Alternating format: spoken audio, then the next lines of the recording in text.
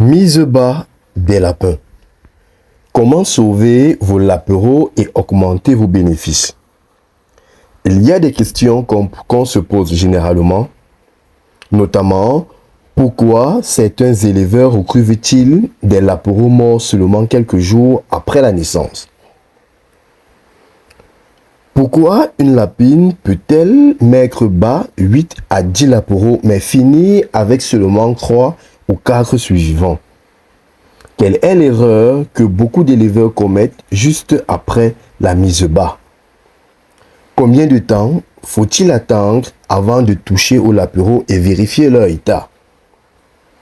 Que faut-il donner à une lapine allaitante pour produire suffisamment de lait? À quel moment faut-il commencer à donner de l'aliment solide aux lapereaux? Combien peut réellement rapporter une portée bien conduite? Et surtout, comment transformer la naissance des lapereaux en véritable source de revenus? Alors aujourd'hui, nous allons répondre à toutes ces questions.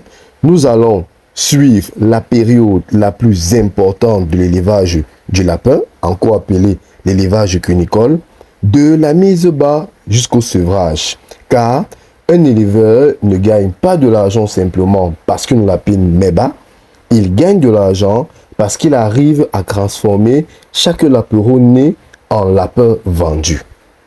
Bonjour, bonsoir, si tu es nouveau sur la chaîne, laisse-moi te la présenter en quelques secondes.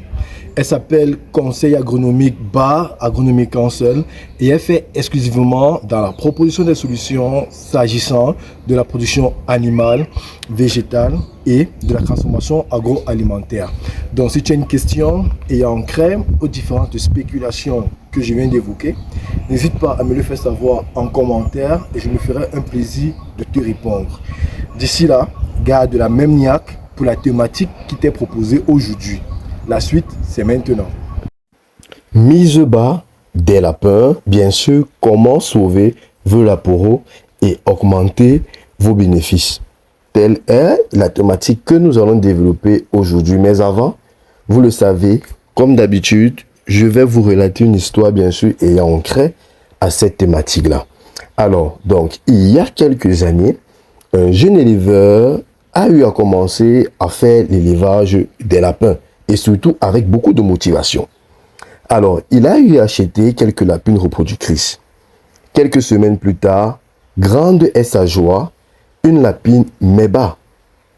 Il découvre plusieurs petits lapereaux dans le nid.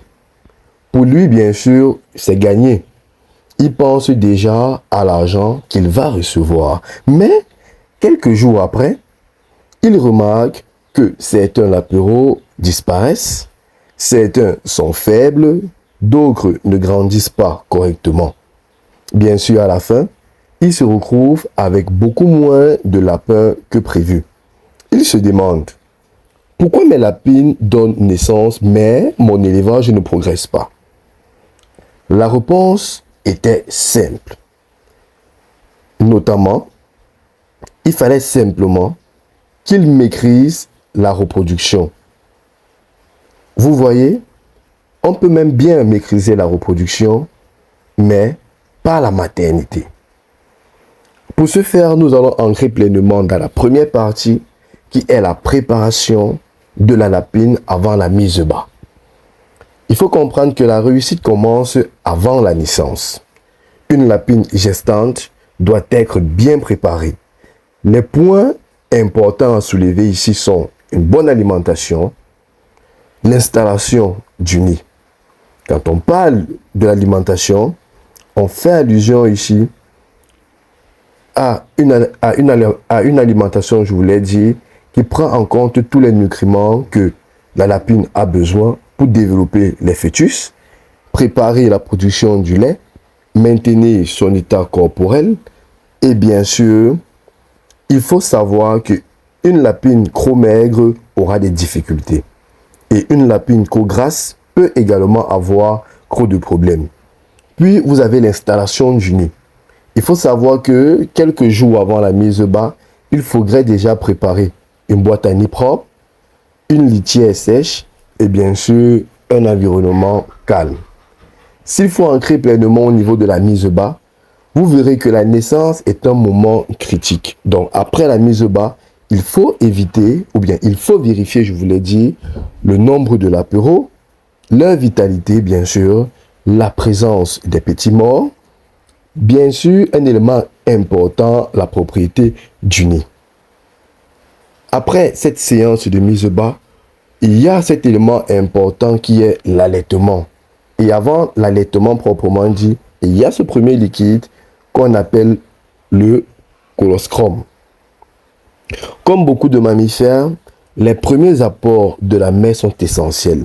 Donc la lapine apporte l'énergie, la protection immunitaire et bien sûr les nutriments. Donc il faut surveiller que les lapéraux ont accès au premier lait. Un signe positif, des lapéraux calmes avec un ventre légèrement rempli, regroupés dans le nid. Et bien sûr, des signes d'alerte sont des petits qui ont froid, qui sont agités et bien sûr qui sont très faibles. S'il faut parler de l'alimentation des lapéraux, il faut comprendre qu'au début, le lait maternel couvre les besoins. Mais progressivement, les besoins changent vers la 3e semaine environ. Les lapéraux commencent à explorer l'alimentation solide. Donc, ils peuvent recevoir l'aliment complet pour lapin, le fourrage de qualité et bien sûr, une eau propre et disponible. Mais attention, un changement brutal d'alimentation peut provoquer des troubles digestifs. Au niveau des erreurs que font bien sûr des éleveurs et qui font en sorte qu'ils puissent perdre de l'argent, c'est de négliger la boîte à nid. Parce que la boîte à nid humide, il faudrait comprendre que ça va élever le risque de mortalité. La deuxième erreur, c'est le surpeuplage. Donc, une cage ne doit pas être surpeuplée. Parce que ils seront stressés et il y aura une réduction des performances. La troisième erreur ici, c'est la mauvaise alimentation de la lapine. Une lapine mal nourrie produit moins de lait. Et la quatrième erreur, c'est de vendre trop tôt. Si nous prenons une analyse financière, prenons un exemple dont un éleveur possède 10 lapines reproductrices et chaque lapine produit 8 lapéraux par portée. Donc, vous avez 10 fois 8 qui vous font 80 lapéraux. Maintenant, supposons une bonne gestion avec 85% de suivi. Ça nous fera les 80 fois les 85% qui nous feront au total 68 lapéraux vendables. Et si nous prenons en moyenne le prix d'un lapéro, vous verrez que un lapéro standard coûte 5 000 bien sûr. Et vous verrez les 68 fois les 5 000 vous font un croissant 40 000. Donc, les charges d'alimentation, si on prend 100 000, les soins 20 000, la litière et l'entretien 10 000 et autres charges que nous lions à 20 000 pour un total de 150 000 que bien sûr nous allons souscrire aux 340 000, vous verrez que vous avez un bénéfice estimatif de 190 000. Maintenant, imaginez une mauvaise gestion si la mortalité passe de 15 à 40%. Vous perdez des dizaines de lapéraux. Et bien sûr, le manque à gagner ici dépasse les 100 000. Alors, comment augmenter ses profits? Pour gagner davantage, il faudrait améliorer la suivi des lapéraux, réduire les pertes alimentaires, planifier les reproductions et bien sûr sélectionner les meilleurs reproducteurs. Alors, un élevage de lapins rentable ne se joue pas seulement au moment de la vente. Il se joue dans les premières heures après la naissance. La différence entre un éleveur qui progresse et un éleveur qui stagne se trouve souvent dans les détails. Un nid bien préparé, une bonne alimentation, une surveillance régulière, une bonne gestion financière, vous avez une lapine qui met bas est une opportunité. Mais une lapine dont les petits survivent et grandissent correctement devient un véritable investissement. Alors, dites-moi en commentaire quel est votre plus grand problème avec vos lapéros.